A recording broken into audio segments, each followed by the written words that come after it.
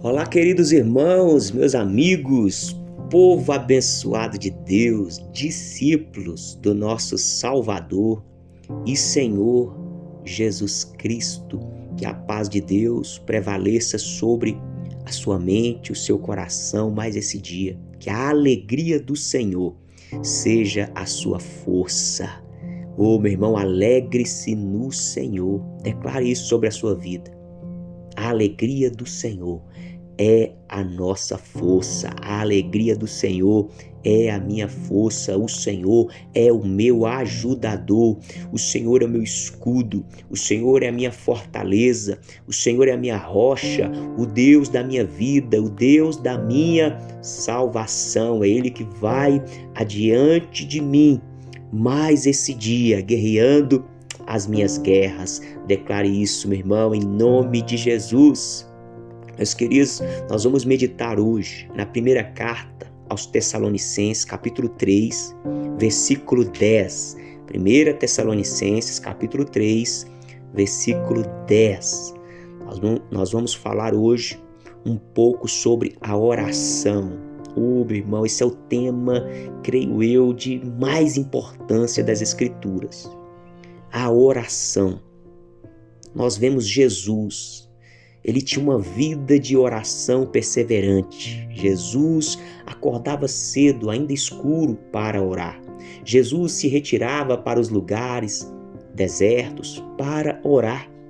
Jesus, ali prestes a ser crucificado, no momento de muita angústia, ele chama ali os seus discípulos mais chegados e vai também orar, porque a oração, meu irmão, a oração é esse lugar onde você tem um encontro com Deus. A oração é o lugar onde você tem ali o seu coração alinhado com o coração de Deus.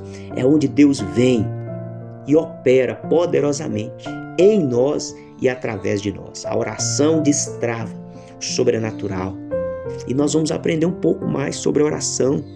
Nós vemos também os discípulos. Os discípulos viram Jesus ressuscitar mortos, viram Jesus multiplicar pães, viram Jesus abençoar ali uma pescaria, onde a rede se encheu de peixes, viram Jesus transformar água em vinho, eles viram Jesus curar leprosos. Meu irmão, mas chega um momento que os discípulos falam assim: Senhor, nos ensine a orar. Nós precisamos aprender a orar. Eles entenderam os resultados poderosos que o Senhor tem. É porque o Senhor tem uma vida de oração. Então me ensina a orar. Meu irmão, nós reconhecemos a importância da oração. Mas por que não conseguimos ter uma rotina, uma constância diária na disciplina da oração?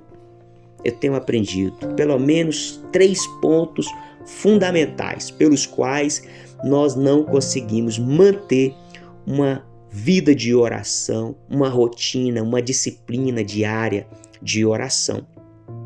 Mas olha o que diz aqui também a palavra do Senhor. Oramos noite e dia com máximo empenho. Então Paulo está dizendo, eu oro noite e dia com o máximo de empenho, para que eu possa ir vê-los pessoalmente e suprir o que ainda falta à fé que vocês têm.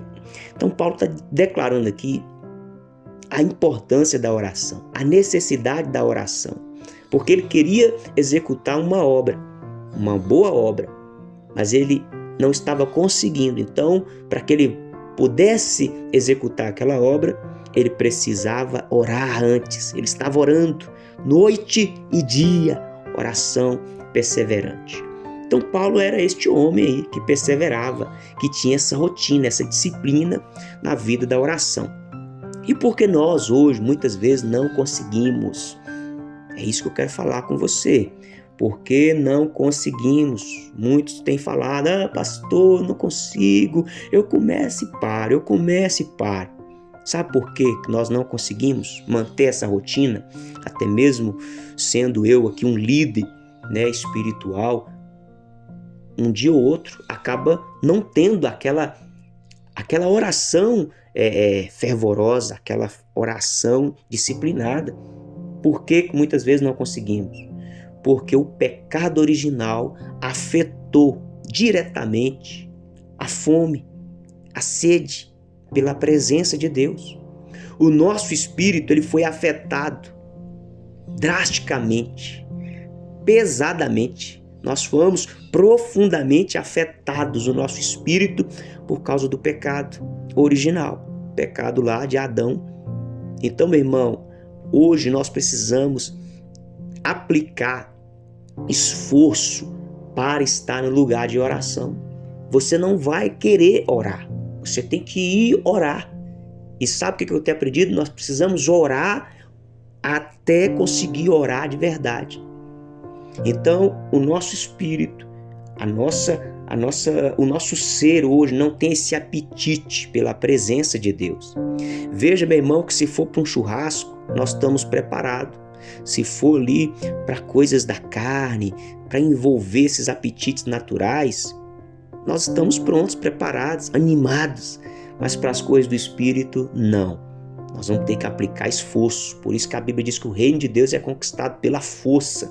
Então você precisa decidir, escolher, falar, eu vou orar. Porque o seu espírito, o nosso espírito, ele foi contaminado com o pecado. E nós não temos mais esse apetite pela presença de Deus. Outra coisa que nos impede de orar é o fato de ser uma declaração de fraqueza.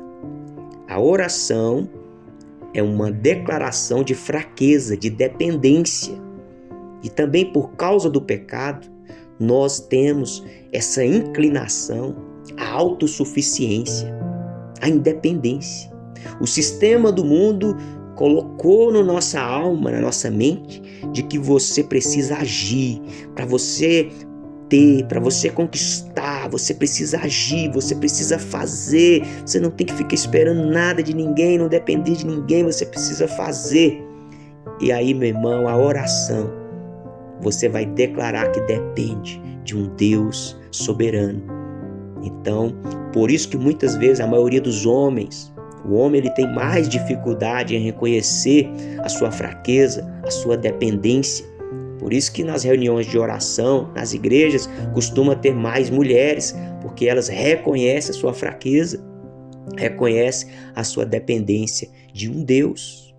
E outra coisa, meu irmão, que nos impede de ter uma vida de oração, uma rotina, uma prática diária de oração, é o fato de não recebermos a resposta da forma e no tempo que desejamos.